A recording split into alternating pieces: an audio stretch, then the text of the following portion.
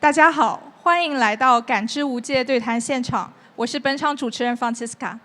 今天我们有幸请到了来自全球最大天然香料供应商罗伯特集团的2位首席调香师，他们分别是目前base在美国的JérÓme Epinette 和来自中国 David 的黄。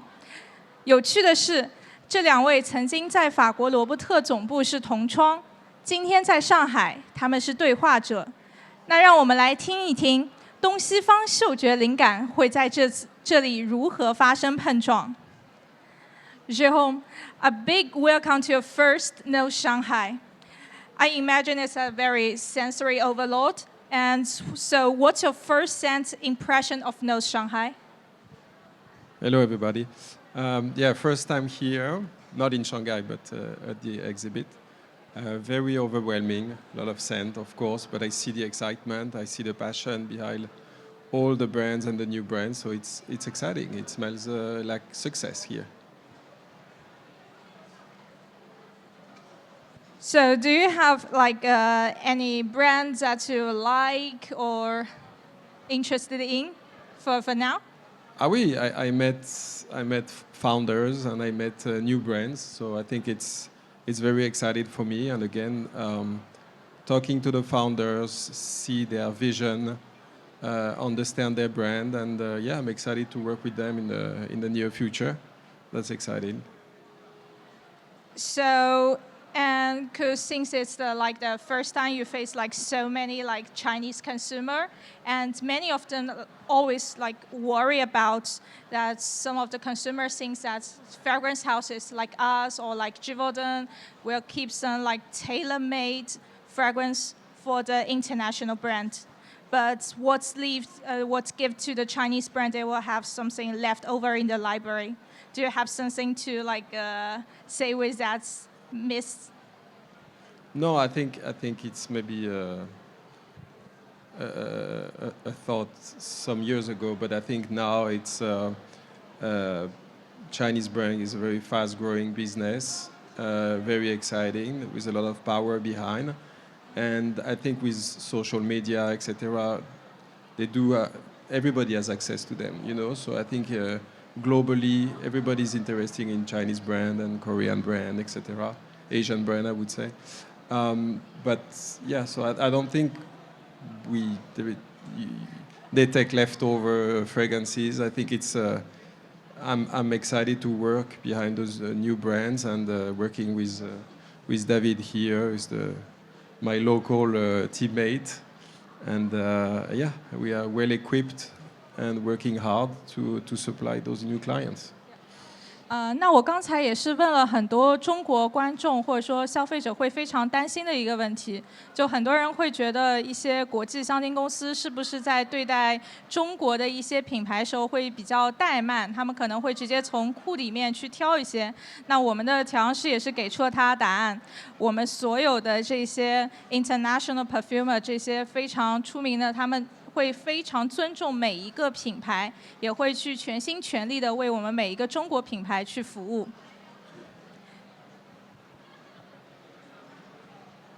So now comes to the question for David. It seems that the respect makes you to become the big nose.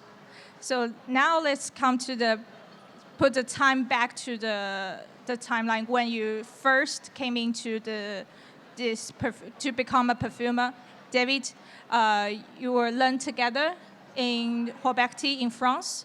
So is there some real material or essential oil you have different feeling at the same thing? I don't think so, because when I started for perfumery, what I learned in Shanghai College is almost the same what I learned in Isipka, in Grasse, in Robertet. So I think because this industry is based on a French collection, so I don't feel a so big difference when you learn this perfumery. When you learn this all the raw materials, it's almost the same from the beginning. And JérÓme, do you agree with him? Yeah, absolutely. I think it's the difference is probably the context or the. If, for example, we spoke about osmanthus, the signification of an ingredient, it could be a little different from his Chinese perspective and my more like French European perspective.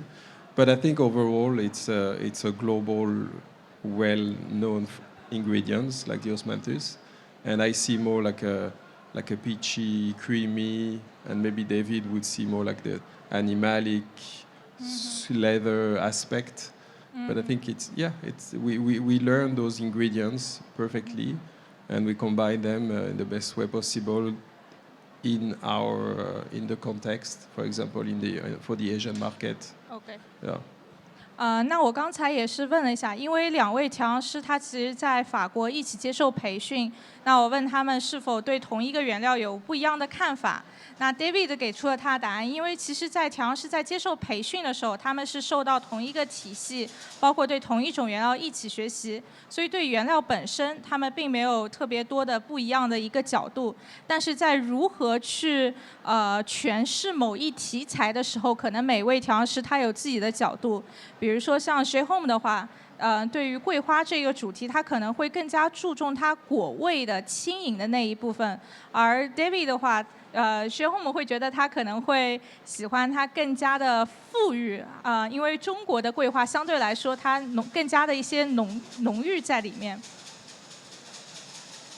So then is there a specific ingredient, maybe a real essential oil or a nature extract with unique scent that not only amaze you both when you study fragrance, but still act as your North Star for the creative inspiration, and that keep you inspiring you to make great works? Is there something?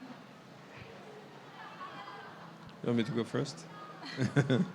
I think to me it's all the woods, basically. If I think about woods, I would say papyrus, patchouli. Those are really my North Star. I'm always using them in a different way. But yeah, that's also my signature. Through all the brands I'm working on, you always see that woody background, and also gourmand note, of course, because I think it brings a level of addiction that I think is very important right now. So yeah. And David? Yes, I think I like a lot of flowers, especially Chinese flower, like osmanthus, because when I learned this work in Shanghai, you can smell a lot of osmanthus in the college. So and also if you look at in the street, some people sell the magnolia. That's why I like this kind of raw materials. Yeah. 那我也是问了一下他们，就是在学习过程中，还有包括创造过程中，是否有一些原料，从他们一开始在学的时候就让他们惊艳到，并且至今也是他们灵感来源。那JérÓme它的灵感来源是各种各样的木香，你可以从它的基本上所有的创造当中都能嗅到那一点点木质的底蕴。而对于 David 来说，这一位就是出生在中国洛阳的这一位中国调香师来说，他的灵感来源是中国的花卉，比如说每年到秋天的这金桂，以及春夏交界之时的白玉兰、白兰花。So speaking about your signature essential oil, now we comes to if your creation life is like a name card, what's on your name card? Which perfume? Only one perfume will be on your perfume name card. That's hard. I think the one who would summarize what I said before would be Bal d'Afrique from Byredo. And this is for me very woody and gourmand, addictive in the same time. So there's that both worlds in one perfume. Very woody, dark, but with some comfort in the back. That's really my signature. But I would say that's the best example. And I believe it's the bestseller for Byredo. Yes, still, yes. 那我也是问了他们，假如说，在你的整个职业生涯是一张名片的话，那你会把你的哪一个创作、哪一支香水变成这个名片上唯一一支香水？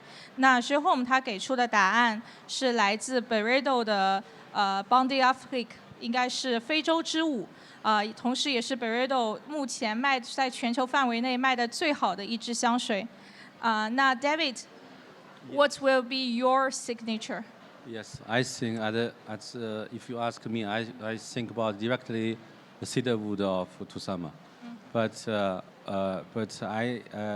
I think about that, I think it's osmosis, because I started with golden osmosis of Yihe. 那对于 David 来说的话，他第一反应其实是关夏的昆仑竹雪，但是在仔细思考了一下以后，他觉得还是把他这个答案换成了是关夏的颐和金桂，因为这也是他创作时间最长，也是研究时间最久的一支香水。他认为这支香水里面，他其实是凝聚了自己的一个心血。So great. And now comes to the next question. Let me see, sorry. Yeah. And David, an observation. Western fragrance often shout, "Here I am," and while Chinese scents whisper, "This is my vibe." And do you agree with that?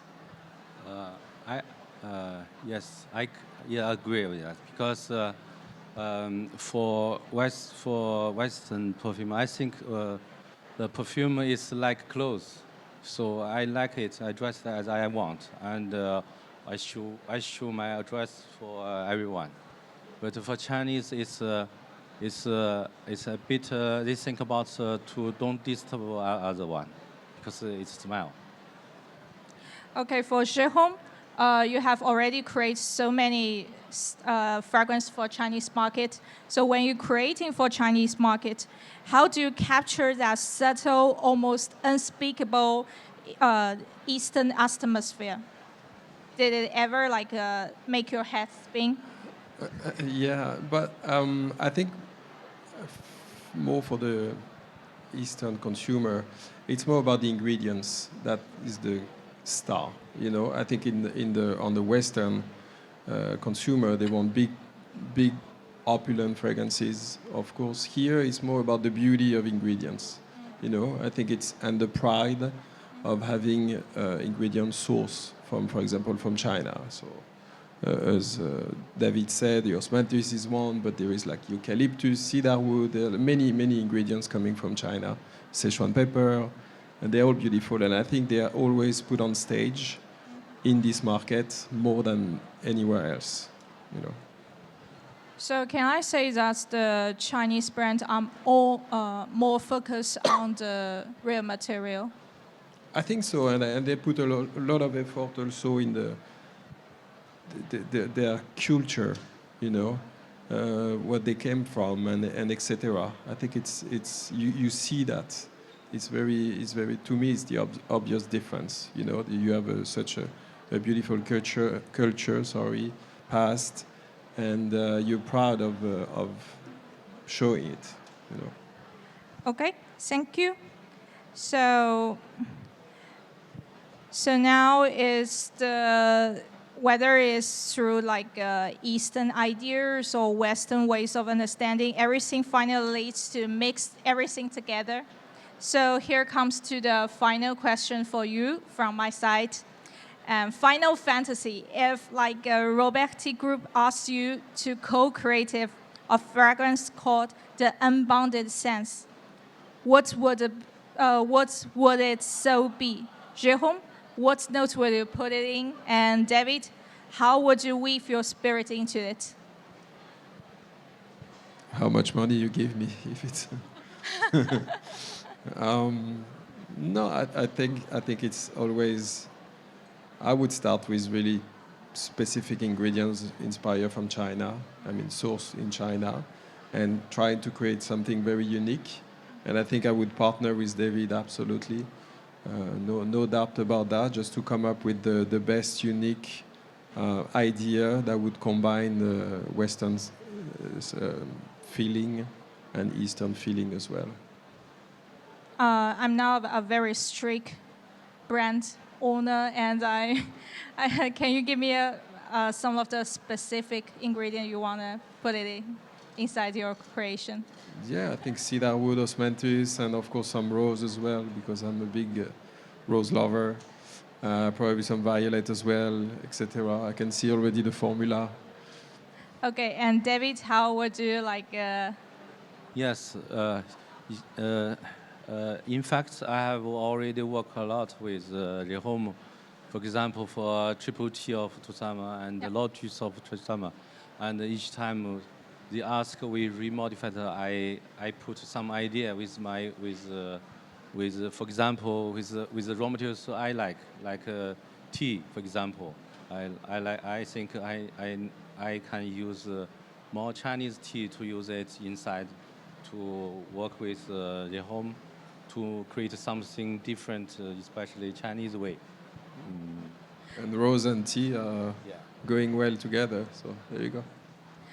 那我也是问了他们，就关于假如说现在有一支香水需要他们两个一起合作去调配，那他们会在里面加什么东西？JérÓme的回答的话，他可能会加一些类似像 osmanthus 啊，或者说是一些雪松，还有包括各种各样的花朵。然后 David 的话，因为其实我们在关夏这一个品牌上已经有了非常多的合作。然后他说他的职责会负责将 JérÓme 的这个主体变得更加东方，更加的符合中国的一个消费者的喜欢。比如说，它会里面加上我们一些茶精油的一些成分，这些茶精油成分它是真正属于我们中国的一些茶，比如说像龙井啊、普洱啊，会加在里面。然后最后JérÓme也补充了一下，他也许可能会把它做成一个玫瑰花茶的一个主题。And so that's all the question from me, from my side, and maybe we'll leave the time to the visitors come. 那想问一下那个观众朋友们是否有什么问题想问一下两位调香师？